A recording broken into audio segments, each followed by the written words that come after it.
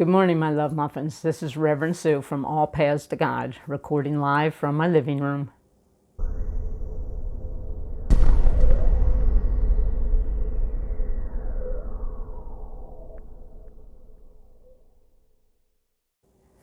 A couple quick announcements. Though we've been celebrating it since Christmas, tomorrow, the 18th, is actually my parents' 79th wedding anniversary. So join me and my family in wishing them a very happy anniversary and a healthy year. And we look forward to celebrating their 80th next year. And the second announcement is about our lay minister ordination ceremony, which will be in a month. Mark your calendars on Valentine's Day, February 14th at 11 o'clock. We're going to have an induction ceremony at our new church location at the Holiday Inn, at the Holy Inn. And we hope to invite congregation members to that. Several people have gotten their vaccinations, and we're hoping we can have a little vaccination section where people can sit closer together. We know they can still be carriers, but they can't contaminate each other, so they can sit together. And then those who have not had vaccinations can still be seated 6 feet apart. And of course, everyone will be asked to wear masks, and we won't be serving food so that we have to take off masks. But we do hope that people can attend this special day for Donna and Jennifer and Sonny. So we very much look forward to that. And as tradition would have it, we know that the first 4 Sundays in January review the first 4 chapters of Science of Mind. The thing itself, the way it works, what it does, and how to use it. The thing itself, the universal presence of God, is all about the mystical elements of God, the infinite love and givingness and grace of God, that all-inclusive goodness out of which all things are created. And the way it works, the universal power of God, is all about the mathematical, the mechanical elements of God, the eternally operating law of God, the law of attraction, the law of correspondence, the law of cause and effect. And what it does is all about the physical expression of God, the ever-evolving and expanding life of God, the body of God made physical, the thing itself, the way it works, and what it does. If the thing itself could be summed up into one word, it would be love. And if the way it works could be summed up into one word, it would be law. And if what it does could be summed up in one word, it would be life. Love, law, and life. This makes up the Holy Trinity, the Father, Son, and the Holy Ghost, what we refer to as the triune nature of God, the spirit, the soul, and the body. And today, what it does, week 3, is the chapter that we review. What it does. Life. It expresses. What it intended to do is to express heaven on earth. What it does do is whatever we tell it to. What it does is a logical and necessary consequence of the thing itself and the way it works, of love and law.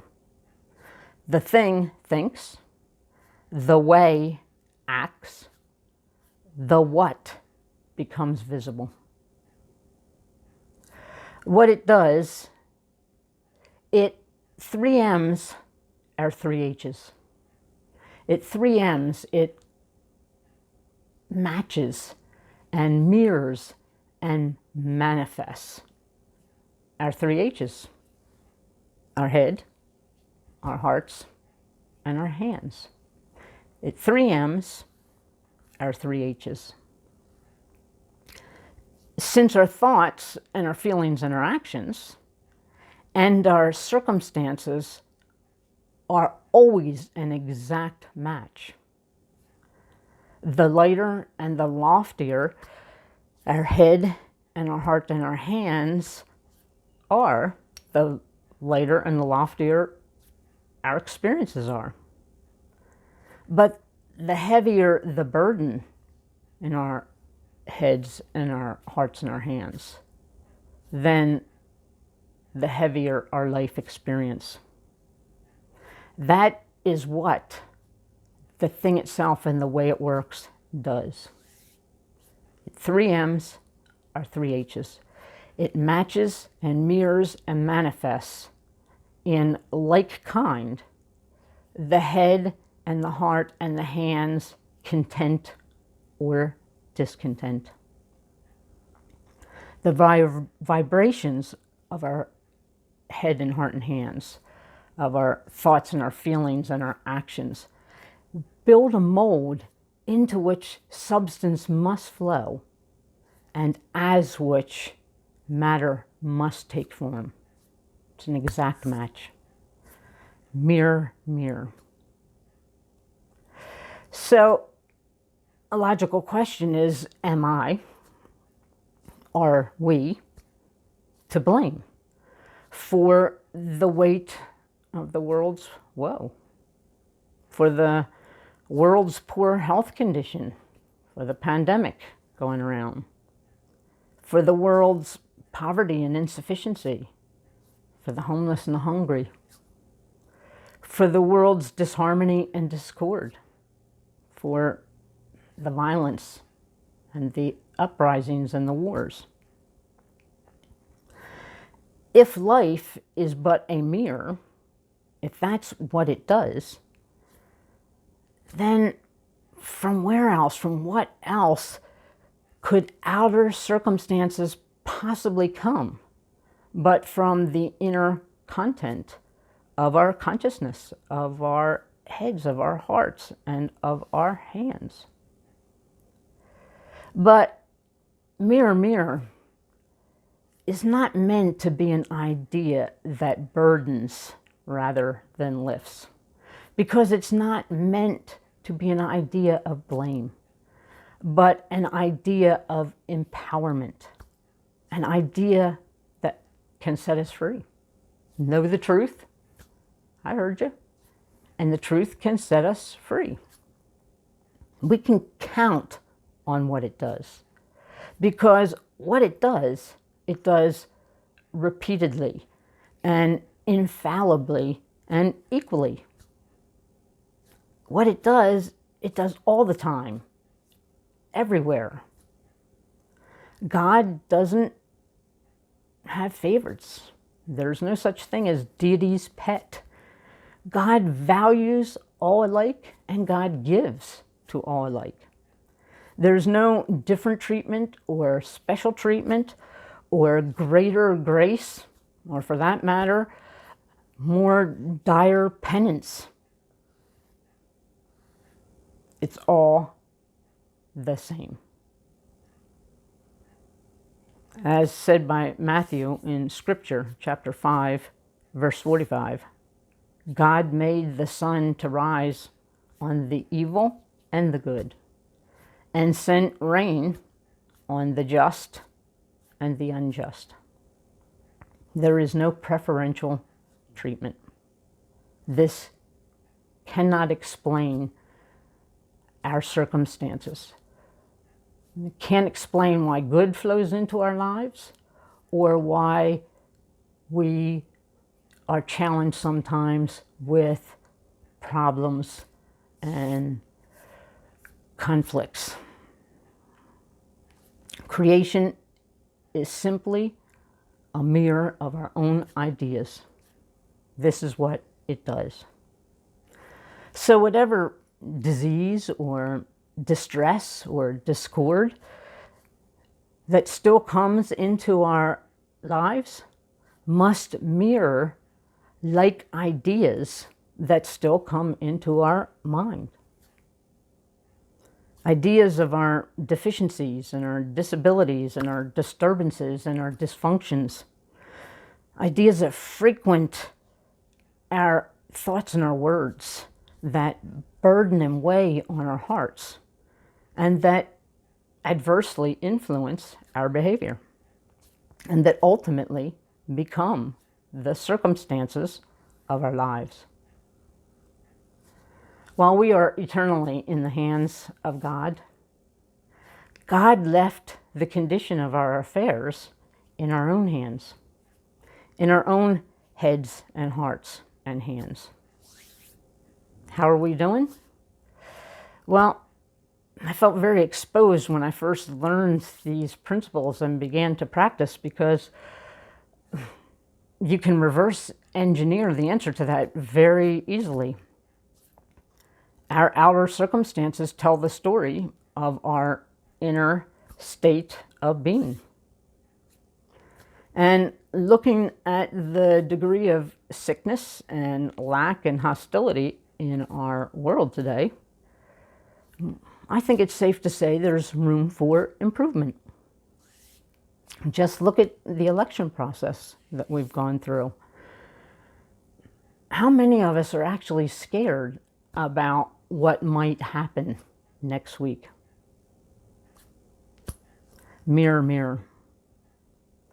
Millions and millions of people are involved and invested in this election process, more than ever before in our history. That's a lot of collective creative consciousness. And yet I have hardly, if at all, heard people talk about this in a loving and harmonious way. The 3 H's, the heads, the hearts, the hands, are filled with frustration and fear and hostility. And our rationale is the other side made us do it. They made us think and feel and act in a certain way because they're wrong, because they're liars, because they're stupid, because they're crazy. It doesn't matter which side you're on. There is that negative mindset about the people themselves. It sure is easy to catch and correct other people's OPs, other people's contribution to manifesting a mess. I just spent a month with my younger sister, and plain as day, I can see her health issues dominate her head and her heart and her hands. It's understandable, because she had a stroke that wreaked havoc in her brain and that taxes her feelings and that punishes her body with pain. Nonetheless, and she can easily see my issues with time. She can see how they dominate my head and heart and hands.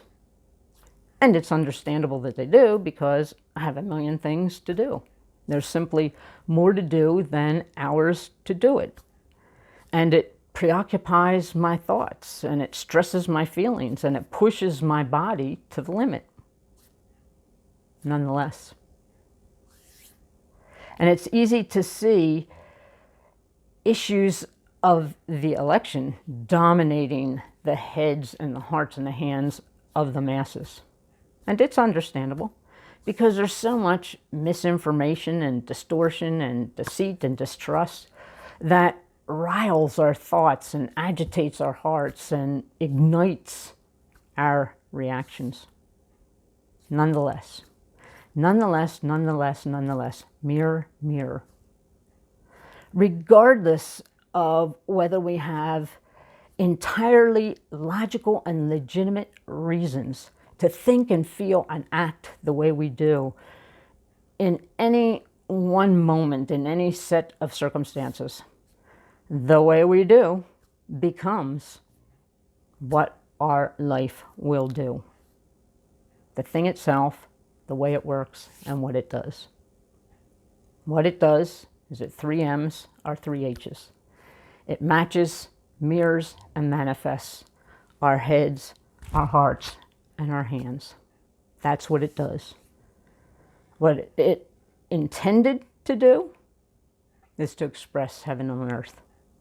What it actually does is whatever we tell it to.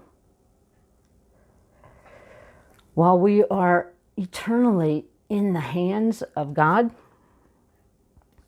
in the hands of the thing itself and the way it works, while we are also eternally left to define the conditions of our own experience through our own hands.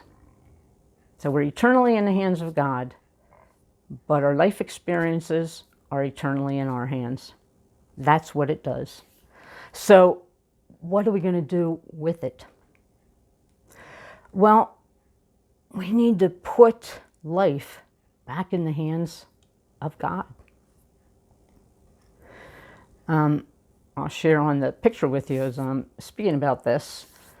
When I was a young girl, my mother hosted an art class in our house, and the little ladies used to stand on our screened-in porch in the back with their little smocks on and their easels and their palettes and do their paintings. And there was a teacher, Oliver, who instructed them. Well, Oliver was a conscientious objector during World War II. And he had to carry so many supplies that he could only carry one pen and one piece of paper to indulge his art during this time. And this depiction of Adam and Eve in the Garden of Eden is what he did. So here he is surrounded by the inhumanities and atrocities of war, while simultaneously flowing through him is this awareness and this presence and this consciousness of God and grace and good. I was mesmerized with the picture when I was a kid, even though I had the teehees, because obviously Oliver didn't think it was necessary to depict Adam and Eve with their fig leaves. But I just couldn't believe the amount of detail that somebody could create with one pen. And my mother so liked the painting, and my father purchased it as a gift. And one day when I was looking at it, my mother said, "Do you see the hands of God?" And I didn't. So the teehees went away long enough to scrutinize the picture, but I couldn't see the hands of God in it until my mother traced them and pointed them out to me. And the second she did, those magical, majestic hands jumped right off that canvas and crawled right up my spine. I could feel the sense of God and grace and oneness. It was my first divine experience. Well, when I'm talking about the way it works and what we do with it is put it back in the hands of God. I'm talking about this spine-tingling kind of awareness of God and grace and good. So, your mission, my friends, in the hands of God. We must constantly renew our consciousness and our awareness of God and good, especially at challenging times, and not just with empty words. We need words and focus that create some spine tinglers. Imagine in God's hands, heaven on earth. So this week, when we look at problems, at conflicts, at issues, put them in God's hands. When I'm racing the clock with my doobies, I'm going to picture God's hands around those issues. When my sister's brain misfires and misconnects, going to picture God's hands around that challenge. When we hear something about the coronavirus and how many people are ailing in our world, picture God's hands around all of the people of all the world. And this week, as we go into Inauguration Day, a time where we've seen recently a lot of conflict and hostility, there too, in God's hands. Picture God's hands holding that situation. So your mission, my friends, in God's hands. Some spine tinglers, some spine tingling awareness of the truth of who we are, right in the midst of all of our challenges. At first, we'll only have fleeting thoughts, and they may not move a lot of feeling or actions in us. But as we persist, then the thing itself and the way it works will do what it does. And it will become more of the same. Mirror, mirror. And as that happens, we'll begin to mirror and reflect increasing God consciousness instead of drowning in painful world consciousness. And then, as if all of a sudden, there will be a thriving community of God consciousness instead of a community of hostility. I've said it many times before.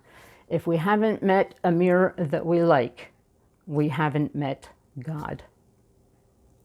So if life, if circumstances are simply a mirror to what is inside and we don't like what we see, then we haven't met God. We haven't been seeing, talking, feeling with the awareness of God. So let's renew our God consciousness. In God's hands, my love muffins, just imagine, in God's hands. As we put everything in God's hands, we will see God in everything. We can't go back and make a new start, but we can start now and make a new ending. We are the people. Now is the time, and this is the way. Namaste, my love muffins.